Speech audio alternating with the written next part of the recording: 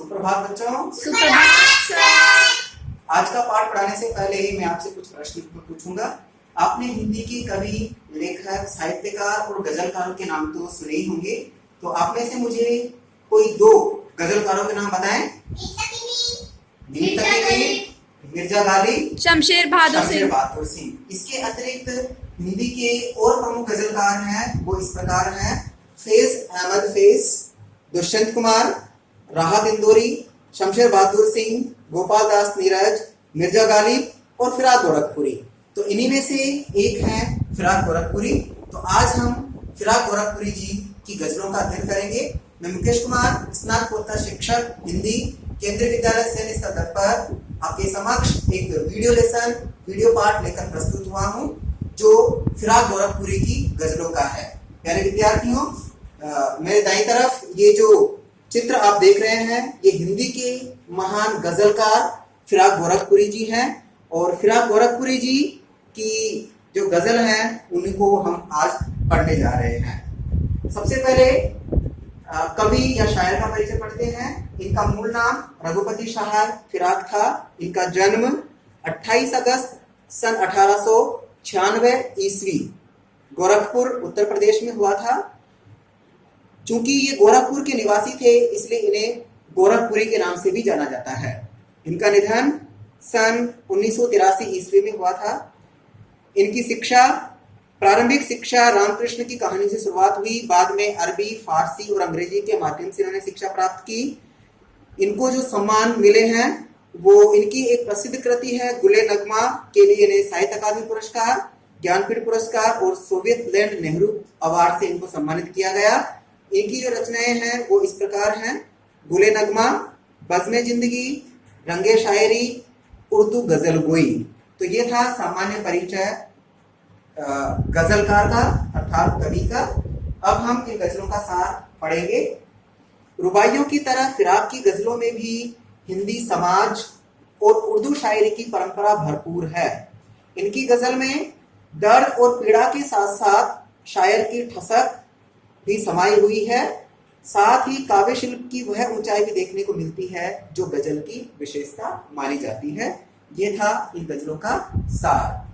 इन गजलों को पढ़ने के बाद में क्या आउटकम्स, क्या प्रतिफल हमारे सामने आएंगे, तो इस पाठ के माध्यम से हम यह जान पाएंगे कि फिराक ने परंपरागत भावबोध और शब्द भंडार का उपयोग करते हुए उर्दू शायरी को नई भाषा और नए विषयों से जोड़ा। उनके यहाँ सामाजिक सुख दुख व्यक्तिगत अनुभूति बनकर शायरी में ढला है। मिर्जा गालिब की तरह फिराक ने भी आम आदमी या साधारण जन से अपनी बात कही है। तो ये आउटकम्स इन गजलों का हमारे सामने आएगा। फिराक की गजलें आपके सामने प्रस्तुत हैं। आज इन गजलों को हम हिंदी की एक विधा की, पिछली क्लास में 11वीं क्लास में भी दुष्यंत कुमार की गजलों को हमने गीत के माध्यम से आपको पढ़ाया था ना? Yes sir. आज भी हम ये फिराक गोरखपुरी की गजलों को बॉडीगार्ड फिल्म के एक गाने की धुन पर पढ़ेंगे। तो आपके सामने प्रस्तुत है गीत। तेरी मेरी तेरी प्रेम कहानी है मुश्किल, दो लफ्जों में ये बयां ना हो पाए। नोरस गुंजे पंखुड़ियों की नाजुक गिरहें खोले हैं, या उड़ जाने को रंगो गुलशन में पर तोले हैं। तारे आंखें झपकावे हैं, जर्रा जर्रा सोए हैं। तुम भी सुनो हो यारो, जब में सन्नाटे कुछ बोले हैं। हम हो या किस्मत हो हमारी, दोनों को एक ही काम मिला। किस्मत हमको रोले हैं, या हम किस्मत को रोले हैं। जो मुझको बदनाम करे वो काश इतना सोच सके, मेरा तेरा पर्दा खोले हैं या अपना पर्दा खोले हैं, ये कीमत भी अदा करे हैं हम बदरुस्ती होशो हवा, तेरा सौदा करने वाले दीवाना भी बोले हैं। तो आइए पहली गजल हम पढ़ते हैं। नौरस गुंजे पंखुड़ियों की नाजुक गिरहें खोले हैं, या उड़ जाने को रंगो हो गुलशन में पर तोले हैं। इसके शब्दार्थ हैं नौरस नया रस, गुंचे कली, नाजुक कोमल, गिरहें गांठें, रंगोबू रंग और सुगंध, वो मतलब खुशबू सुगंध, गुलशन बाग बगीचा, पर तोलना पंख फैलाकर उड़ना। तो ये थे इनके शब्दार्थ। आइए हम इसकी व्याख्या पढ़ते हैं। कवि कहता है कि वसंत ऋतु में नए रस से भरी कलियों की कोमल पंखुड़ियों की गांठें खुल रही हैं, वे धीरे धीरे फूल बनने की ओर अग्रसर हैं। ऐसा लगता है मानो रंग और सुगंध दोनों आकाश में उड़ जाने के लिए पंख फड़फड़ा रहे हों, अर्थात बाग में कलियां खिलते ही सुगंध फैल जाती है। तो इसको हम सामान्य अर्थ में यह समझ सकते हैं कि जब वसंत ऋतु आती है, वसंत ऋतु आते ही हम देखते हैं कि आसपास का माहौल खुशनुमा हो जाता है, पेड़ों में कलियां आ जाती है, कलियां खिलकर के फूल बनने के लिए बेताब होती है। तो यही दृश्य, यही सीन, यही चित्र इस गजल में गजलकार ने व्यक्त किया है। स्पष्ट है? Yes sir. आइए इसका काव्य सौंदर्य पढ़ते हैं। ये जो शेर हमने पढ़ा है ये प्रकृति सौंदर्य से संबंधित है। यह संयोग श्रृंगार की भूमिका बनाने के लिए लिखा गया है। यहाँ पर जो श्रृंगार है वह गलत है, क्योंकि बार बार प्रयास करने के बावजूद भी फॉन्ट की वजह से ये ठीक नहीं आ पा रहा था। मैं आपको सही श्रृंगार किस प्रकार लिखते हैं वो बता रहा हूं। श्रृंगार हम इस प्रकार लिखते हैं, श्रृंगार, श्रृंगार। क्लियर? Yes sir. तो श्रृंगार संयोग श्रृंगार की भूमिका बनाने के लिए लिखा गया है। दूसरी पंक्ति में संदेह और मानवीकरण अलंकार का प्रयोग हुआ है, उर्दू शब्दावली का प्रयोग हुआ है, बहुत सारे उर्दू शब्दों के प्रयोग हुए हैं, जैसे नाजुक, गुंचे, गिरहें, रंगोबू, गुलशन। तो ये पहले गजल का काव्य सौंदर्य था। दूसरी गजल, तारे आंखें झपकावे हैं, जर्रा जर्रा सोए हैं, तुम भी सुनो हो यारो, शब में सन्नाटे कुछ बोले हैं। हाँ प्यारे विद्यार्थियों, आप बताएंगे कि जो सन्नाटा है वह कब छाता है?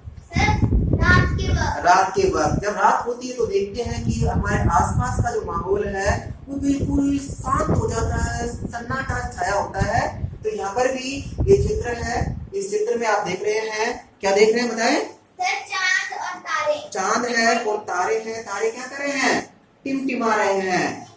तो आइए इस गजल का अर्थ समझने से पहले इनके कठिन शब्दों का अर्थ जानते हैं। झपकावे अर्थात बंद करना और खोलना, जर्रा जर्रा कण कण, शब रात अर्थात रात्रि, निशा रजनी ये इसके पर्यायवाची हैं, सन्नाटा मतलब चुप्पी या शांति। भावार्थ इस प्रकार है, शायर कहता है कि रात ढल रही है अर्थात रात और गहरी होती जा रही है। अब तारे भी आंखें झपका रहे हैं, प्रकृति का कण कण सो रहा है, चारों तरफ शांति या सन्नाटा फैला हुआ है। उस सन्नाटे को देखकर कवि अपने मित्रों से कहते हैं, हे मित्रों, क्या इस सन्नाटे की बात तुम भी सुन पा रहे हो?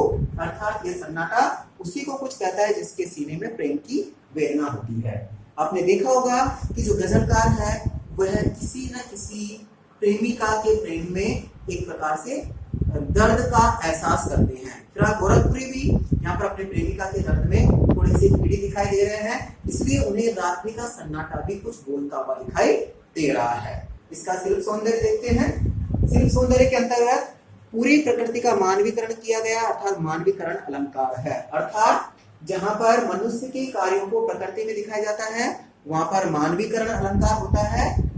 जर्रा जर्रा में पुनरुक्ति प्रकाश अलंकार है, उर्दू शब्दावली का प्रयोग हुआ है। बहुत से ऐसे शब्द हैं जो उर्दू शब्दावली से युक्त हैं। ये था इसका शिल्प सौंदर्य। स्पष्ट है बच्चों? Yes, sir. अगली गजल हम पढ़ते हैं।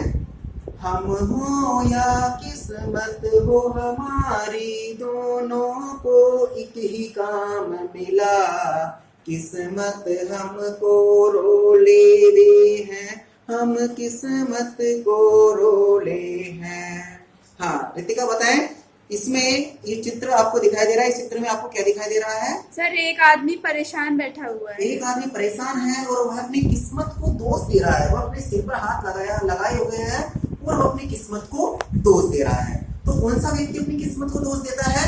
सर जो बहुत परेशान होता है। जो परेशान होता है। परेशान क्यों होता है? जो एक प्रकार से कार्य नहीं करता है, जो एक प्रकार से कार्य न करके, जो एक प्रकार से सुस्ती में जो अकर्मण्य होकर के बैठा रहता है, जो काम से जी चुराता है, वही वास्तव में अपनी किस्मत को दोष देता है। तो यहाँ पर इसका भावार्थ हम देखते हैं। शायर कहता है कि संसार में मेरी किस्मत और मैं खुद दोनों ही एक जैसे हैं।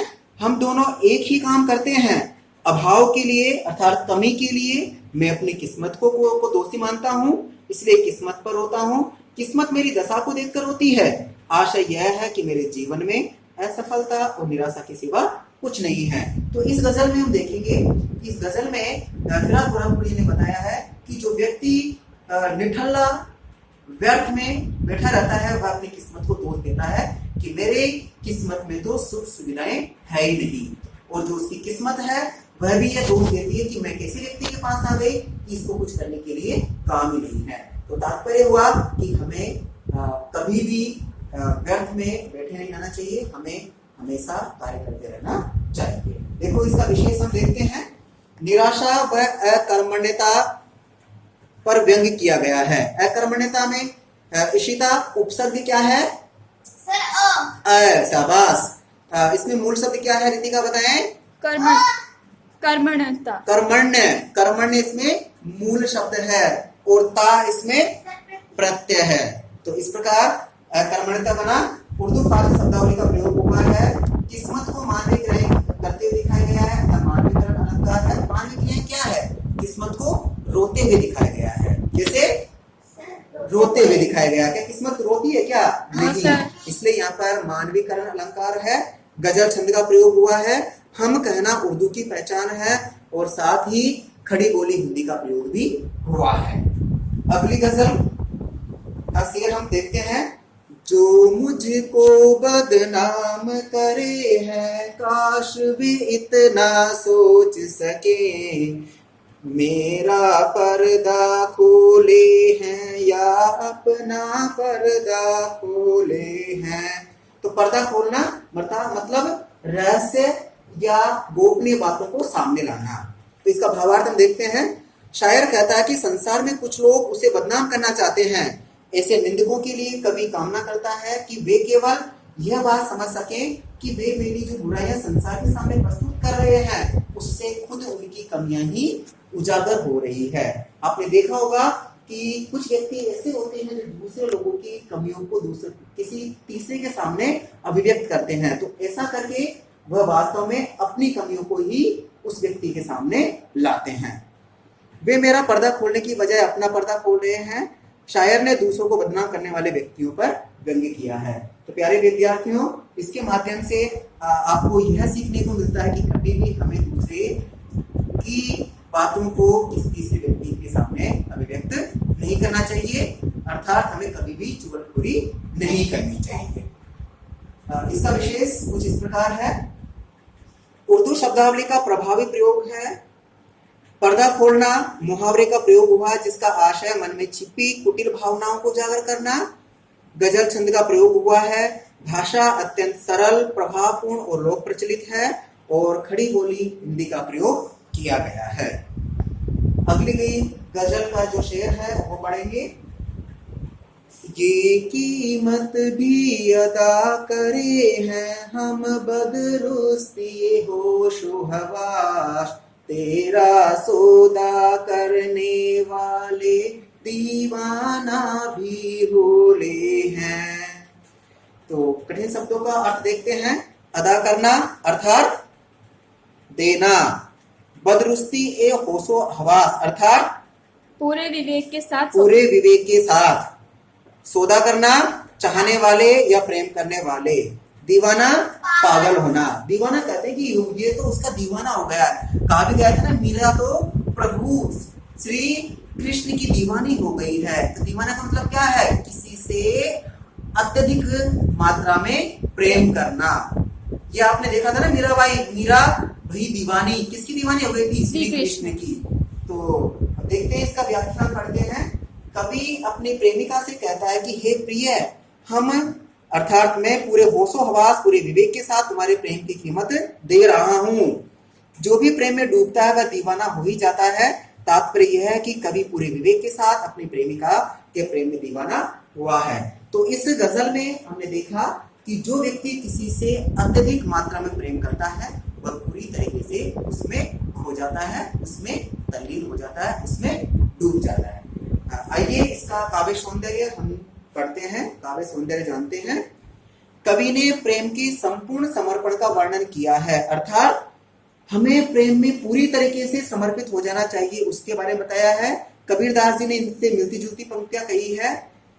लाली मेरे लाल की जित देखो तित लाल, लाली देखन में गई मैं भी हो गई लाल, कबीरा मैं भी हो गई लाल। तो यहाँ पर कबीरदास जी ने ईश्वर के बारे में बताया कि जो व्यक्ति ईश्वर में पूरी तरीके से खो जाता है उसके सामने सांसारिक माया मोह वह व्यर्थ हो जाते हैं। तो यही बताया गया कि इसी प्रकार हम प्रेम में जब डूबते हैं तो प्रेम में डूबना पूरा समर्पण चाहता है। कीमत अदा करना मुहावरा है जिसका बहुत ही सुंदर प्रयोग यहाँ पर किया गया है। उर्दू शब्दावली का प्रभावी प्रयोग देखने को मिलता है और गजल शब्द का प्रयोग यहाँ पर किया गया है। तो प्यारे विद्यार्थियों, आज के लिए इतना ही काफी है। आने वाली क्लास में हम इनके जो बाकी गजल के जो अंश है उसका अध्ययन करेंगे। तब तक के लिए आप सभी को बहुत बहुत धन्यवाद। आशा करता हूँ कि आज का अध्याय अन्य दिनों की बजाय या अन्य दिनों की तरह ही आपको पसंद आया होगा। बहुत बहुत धन्यवाद।